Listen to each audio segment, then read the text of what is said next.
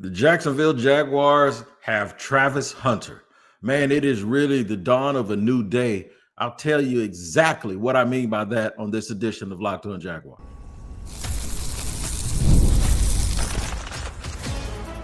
You are Locked On Jaguars, your daily Jacksonville Jaguars podcast. Part of the Locked On Podcast Network, your team every day.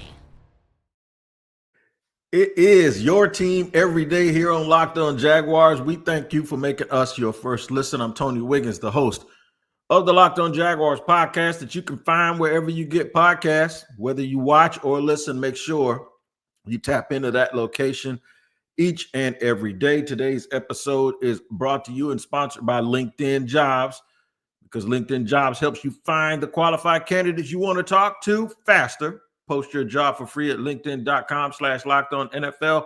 Terms and conditions apply. Shout out to the everydayers for joining us every single day like you do. We appreciate you.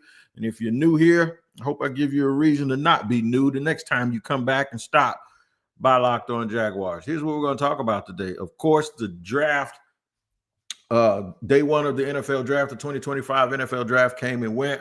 We are now going to break it down a little bit and dissect what that means for the Jacksonville Jaguars. Of course, by now, you all know the Jacksonville Jaguars drafted Travis Hunter. So we'll go over day two and beyond in the third segment. That's where we'll end up. Married but not married. It's going to be very, very interesting. I'm talking about football.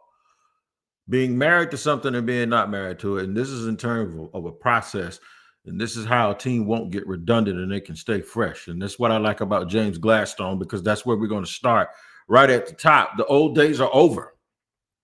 The old days are over. The old days of a team hedging their bets.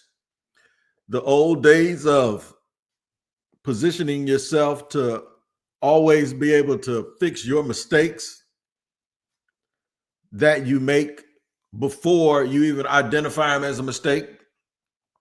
And what I mean by all of that, I'm going to get to this part of it. There's no way on earth, and I want y'all to understand this, there's no way on earth that if Trent Baalke is the general manager of the Jacksonville Jaguars, even attempt to pull off what they pulled off last night. I don't think Dave Caldwell would have done it either. I'll call him once it's all over with and ask him if he'd have done it, but I don't know if he would have done that. It's a new day, man. It is a new day, and it does not mean that James Gladstone and Tony Boselli, that they don't value draft picks. I think they absolutely value draft picks.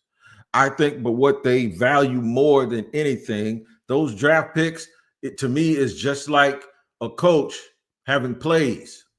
They chose players over plays, so it's players over picks.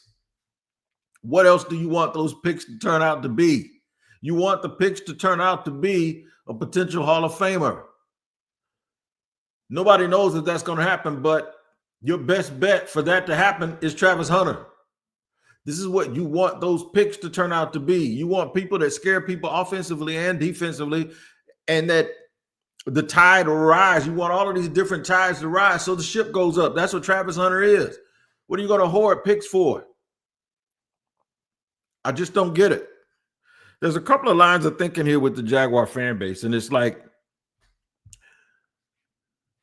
before it was like the first round is all that matters because we're going to blow the rest of the picks anyway. Now it's like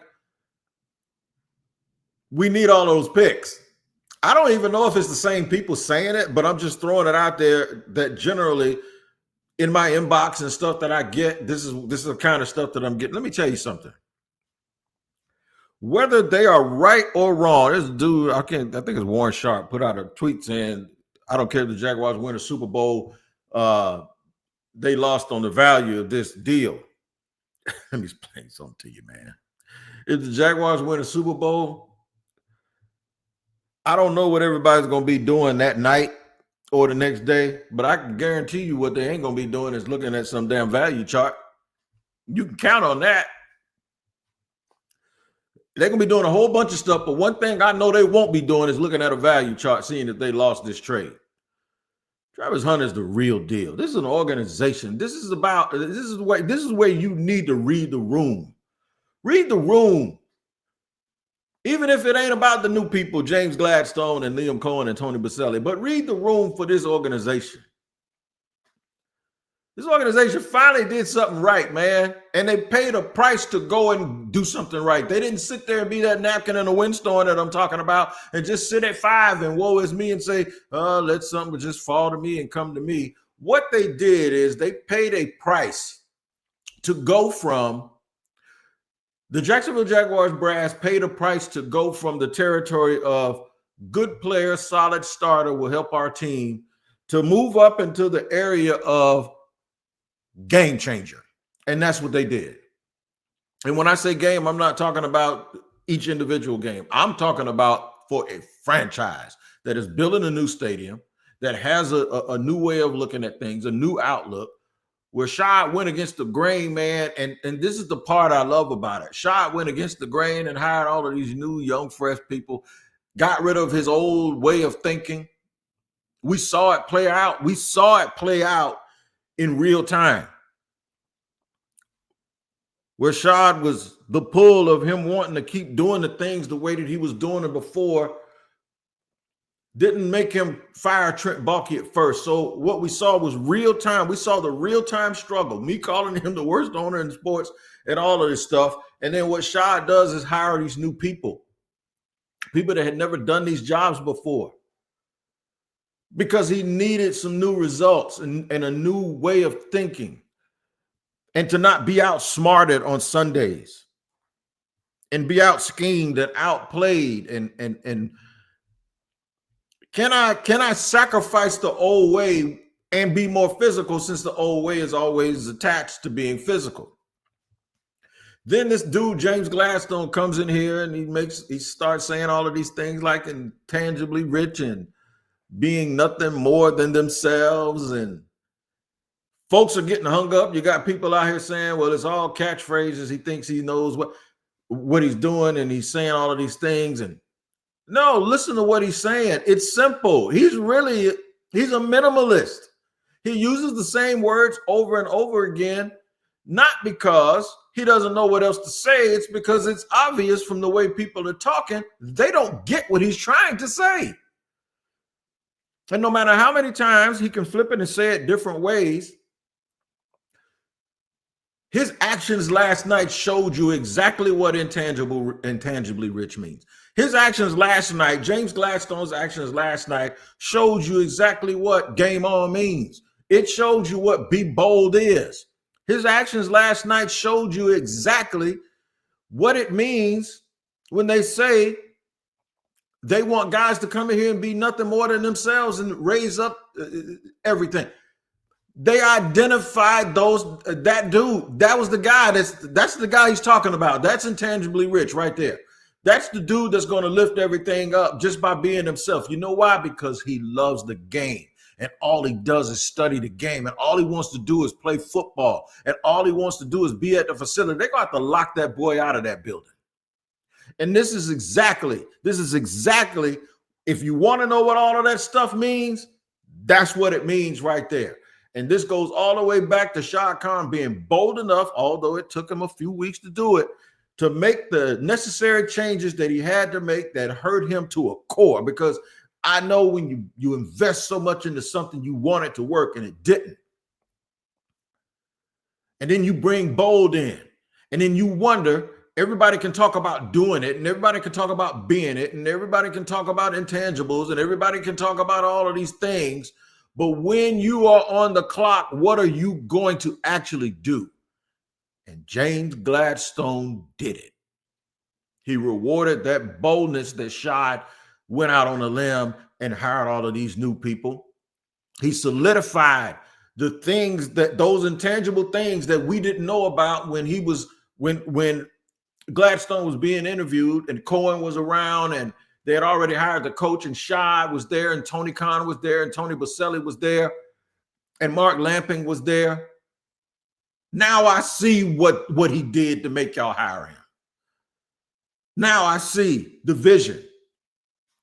Now I get it and I understand. The old days are over. This is a new way of doing business. I'm going to give y'all some examples of exactly what I mean about new way of doing business with this next segment that I call Married but Not Married. Woo, it's getting deep around here, man, but I just have to. When they picked Trevor Lawrence, I told y'all if y'all gonna go back or just remember if you've been watching this podcast for a while, I said they need to insulate Trevor Lawrence and they need to weaponize him. It took 4 years and they didn't do that under the old regime, almost 5. James Gladstone has managed to do more. Shout out to Brian Thomas Jr. I'm not saying they didn't do that. They did do that. But he's done just as much or more in one offseason with one draft pick and one free agency period for protecting Trevor Lawrence and weaponizing Trevor Lawrence. He's done more than Trent Baalke did in 4 or 5 years. Because I believe he's not married to a bad situation, but he is married to a process. And I'll explain that in just a second here on Locked On Jaguars. Today's show is brought to you and sponsored by LinkedIn. As a small business owner, your work does not end when the clock hits 5. Your business is always on your mind, which means when it's time to hire, you need to hire a partner that works just as hard as you do. That's where LinkedIn Jobs comes in. When you clock out, LinkedIn clocks in. LinkedIn makes it easy to post your job for free, share it with your network, and get qualified candidates all in one place. Post your job. LinkedIn's new feature can help you write job descriptions and then quickly get your job in front of the right people with deep candidate insights. And here's a pro tip. Add the hashtag hiring frame to your profile picture to double your reach to qualified candidates. No wonder 72% of small businesses say LinkedIn helps them find high quality hires. Post your job for free at LinkedIn.com/LockedOnNFL. That's LinkedIn.com/LockedOnNFL to post your job for free. Terms and conditions apply. All right, second segment here on the day after day 1 of the NFL draft, where the Jacksonville Jaguars had a bombshell and won the evening. You kind of heard whispers that it was possibly going to happen, and then you really, really saw it going down. It turns out that this thing was probably done a few days ago, and James Gladstone and Tony Baselli and everybody else had to put on their best poker face. James Gladstone says that maybe there'll be fireworks at number 5. There were actually fireworks at number 2 as the Jaguars moved up from 5 to 2 and took what I believe the best player in the draft, what I believe is the best player in the draft in Travis Hunter. I think he's the cleanest dude on and off the field. I think when he's not at the facility, he's going to be on a lake somewhere fishing with old people. I'm telling you, that's just what it's going to be. Or dancing somewhere. Not in certain places. I don't think that's going to be his stilo. I think this kid is about as humble and as good a guy as you can add to an organization. And he's box office, and he's going to be a very, very good player. There's a lot of confusion when people say, well, yeah, they see him more as a wide receiver. That's not what they're saying. When I hear James Gladstone, and I wish people would really, really, really get their comprehension skills down. They may have drafted him because of his ability to score touchdowns and be dynamic. That might be true. I think they see him right now as a dude that if they had to play tomorrow, he'd be more suited to play corner than he is wide receiver because it's more natural to him. Even though he's played wide receiver his entire time since high school, he's played both ways. The difference is though, when you go from college to the NFL, the bigger adjustment is usually offense, except for a running back. The biggest adjustment when it comes to corners and wide receivers, you don't usually see wide receivers start eating immediately. It has happened more lately than it has the other way because the way the game is being played now. But I just think the nuances of the position of wide receiver as well as learning the offense requires more for a wide receiver than it does a corner to learn the new defense, because primarily you're guarding the dude right in front of you. You just have to know what technique you're using and what coverage y'all are in and how y'all going to play it. But for the most part, it is what it is. With offense, no, it ain't what it is. You got to know where to line up, where he's supposed to go, all of these things. So they're going to start him there. It's like you're learning the hardest thing first. book-wise. We know you know how to do that already. So I think that's what his usage here is going to be like. I said I was going to get into married but not married. And here's what I'm going to say. There may be years where the Jaguars do the total opposite of what they did tonight or last night. There may be years under James Gladstone where they do get their draft picks and they do want to move up. Well, they actually did move up last night. So what I mean is last night they moved up to get a better quality player. There will be times, I believe, when they do what the Rams did last night and what the Rams have done a lot, and that's move back to get more picks. So while they're not necessarily married to one way to do things, they are married to the idea that they're not going to be married to one way of doing things, if y'all get my drift.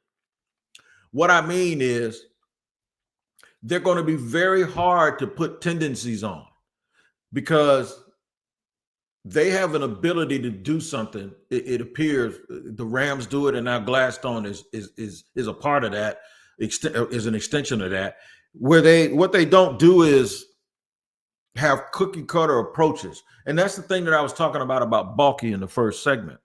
A cookie cutter approach to this thing, because each draft is different, and it's what I've been trying to tell people when folks tell me about a first round grade. You know how many first round grades I had? 32. Because you know how? You know why? I got some of them wrong, because there's going to be 32 first round picks. And I think I know and understand why people do it another way.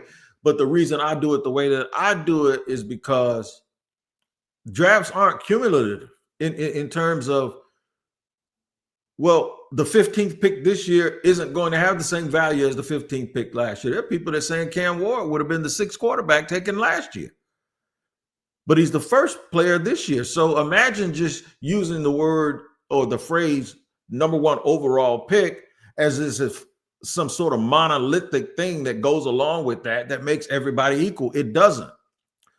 And I think for the Jaguars' sake, they're going to judge each draft by each draft.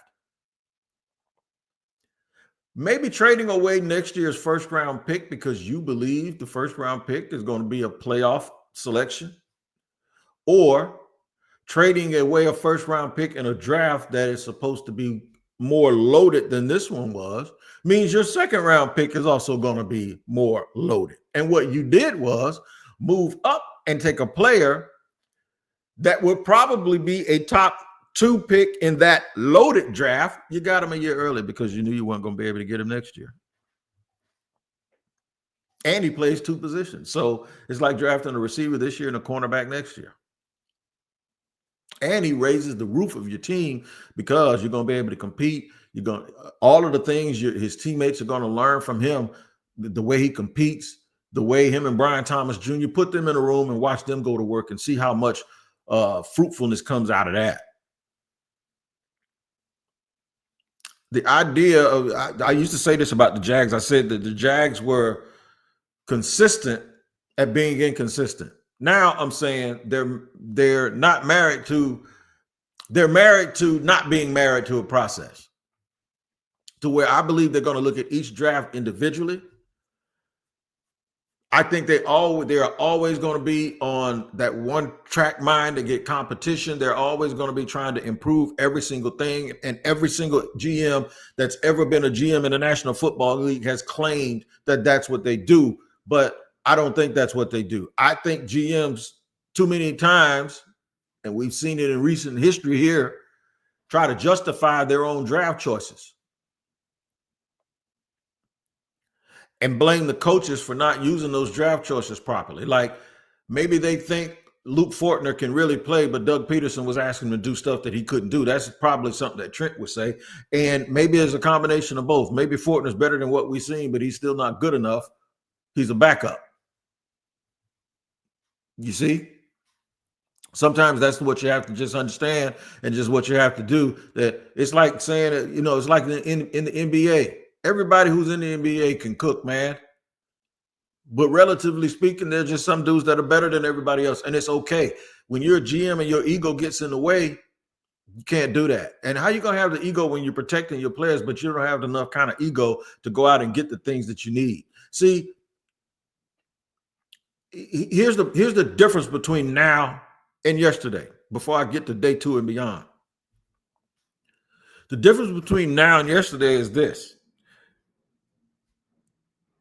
These people in charge of this team now look like they don't have a problem telling you where they're going and what they're trying to accomplish and what the mission is, because they have confidence that it's going to work. And they'll take the bullet, they'll bite the bullet right in front of you if it doesn't. Before, they have people telling you, you'd have people saying the team isn't big and physical enough, while standing there looking you dead in your face as if it wasn't their responsibility to make them big and physical, because they've the ones been picking the players for the last 3 years. To stand there and have the audacity to tell you that, and then after they tell you that, don't go into the offseason and draft big physical people again. Yeah, the head coach tell you that they need to improve their pass rush, and they don't even draft the edge rusher on day 3. This is the kind of stuff that was going on here. And then when you ask them about it, we don't talk about the past. Man, those days are over, man. And I know y'all are so glad that these people ain't married to a bad process. Only thing they're married to is not being married to a process. So technically they're married and technically they're not. But we're all married to James Gladstone, Tony Baselli, and everybody else. We are happy to have Travis Hunter on this football team. I'll tell you what day 2 can mean for the Jaguars, even though they don't have a second-round pick. I'll tell you what day 2 and beyond means for the Jacksonville Jaguars and what they should be trying to add to this team. And they finally answered some questions that y'all had, that we all had. They finally gave us answers that we all had questions about. I'll talk about that more here as we continue with Locked On Jaguars.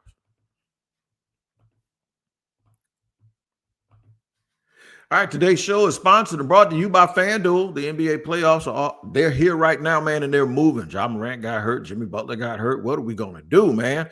I tell you what FanDuel is going to do. They're going to give new customers an incredible way to get in on the action. Right now, when you join FanDuel and place your first $5 bet, you'll get $250 in bonus bets if your bet wins.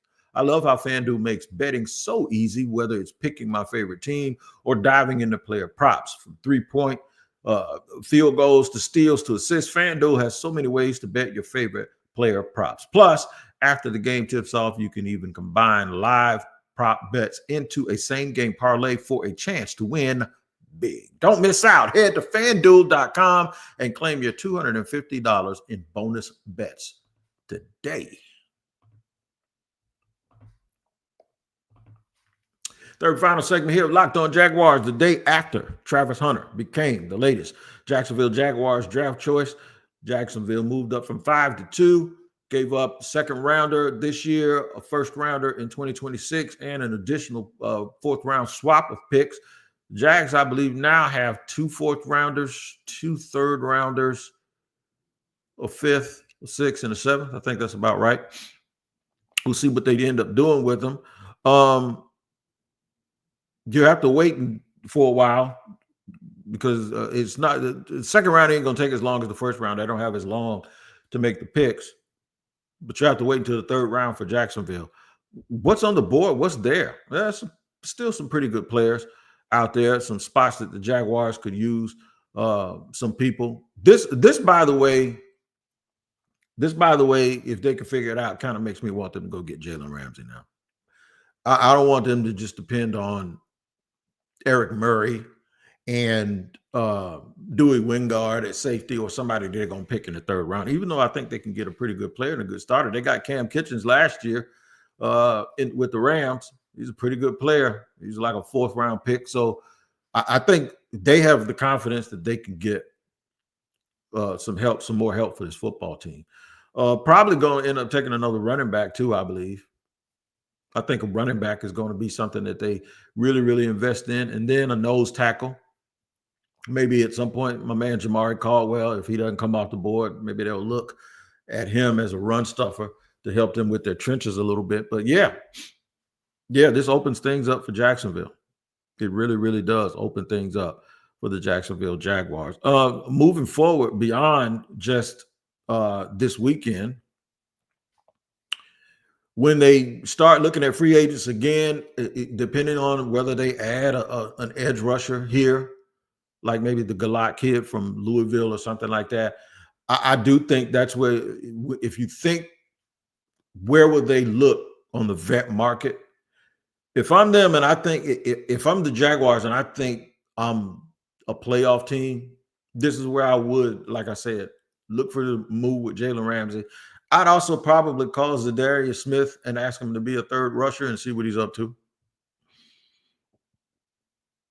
That's just the way that I'm yoked right now. I'm starting to feel like this team is going to be able to score a lot of points. They're going to be a lot closer. And now this is where you start picking and choosing and finding those veteran players that you believe can help your team and get you to that next level. I'm happy for Jacksonville, man. I'm happy for the fans. I'm happy for Shad Khan because, like I said at the beginning of the show, he took a chance. He took a chance and he dared to be great. And when he went and dared to be great, a lot of people had an attitude that they were going to wait and see. I said, no, I'm not going to wait and see. Because the biggest thing that he could have ever done was decide to totally reboot this thing and move in a totally different direction. See, he had to make that room first. And it's like you wanting it to rain, and you want the water to be so plentiful that you have some left, but you ain't dug no ditches yet. You gotta dig something. You gotta dig some ravines, man. So when it does rain, it's gonna store the water for you, right? So what Shad did was he prepared the canvas. He dug those ditches. And usually when people dig ditches, and I'm going to tell you, I got this from a friend of mine who's a preacher. Usually when you dig ditches, the problem with digging ditches, you got to get all the dirt from inside of you and around you. And that makes you empty, and a lot of people don't want to be empty. You full now because it started raining, and it rained down a superstar, and he's now a Jacksonville Jaguar. That's bold. Bold begats bold, man. You were bold, and then guess what? You hired a dude that's bold, and he did something that's bold. Travis Hunter wants to play two ways. He's bold. This is the Bold City. The Bold City Brigade is the fan group that everybody knows around here, man. It's just bold all over the place, man. I think I'm going to put that on my thumbnail today. Building it boldly. It continues today and tomorrow. Day 2 and day 3 of the draft. And then we'll just have to see what they do in the veteran market and see what's left, what holes are left. We'll talk about all of that Monday. We'll review the entire weekend and discuss where the Jaguars go from here. I know I don't sound all excited, man, but I'm worn out, dog. I didn't get a whole bunch of sleep last night trying to make sure I gave y'all the right words, the measured words to celebrate a really, really big night for Jacksonville, not just in the acquisition of Travis Hunter, but in the adaptation of a new way and a new order of moving forward for this team that I think can only net positive results. Thank y'all for joining me here on Locked On Jaguars. For continued coverage of the NFL Draft, make sure you check out Locked On NFL Draft and Locked On NFL Mock Draft. Both our mock draft. I had Mason Graham in our mock draft because I did not think the Jaguars would do this. And plus we had to go in order. And my man Spencer up at with Locked On Browns, he wasn't trying to trade that pick, so we didn't even get into it. But make sure you check both of those out each and every day so it boosts your knowledge of who's left on the board. Make sure you check out Locked On NFL Draft. All right, man. We'll see y'all. I'll update. I will give updates of picks throughout the weekend. So we will see y'all Monday here on Locked On Jaguars.